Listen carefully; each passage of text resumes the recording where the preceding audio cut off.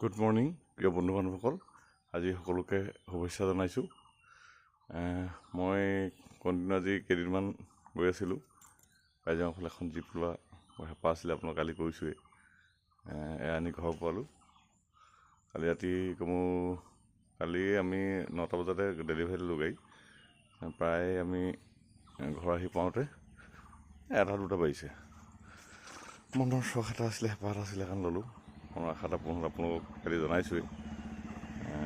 কেনে লাগিছে ক'ব। এনেই আগৰ এইটো মডেল পাবলৈ নাই, আজিকালি বন্ধ হৈ গ'ল। সেইকাৰণে খুব কষ্ট কৰি, খুব দাম ভৰি পেলানি গাড়ীটো আনিছোঁ। পাবলৈ দিগদাৰ, ধেৰ আছে গাড়ী, কিন্তু এইটো মডেলটো পাবলৈ দিগদাৰ অকণমান। কেনেকৈ লাগিছে আপোনালোকে জনাব। নিশ্চয় আপোনালোকে এদিন উঠাম।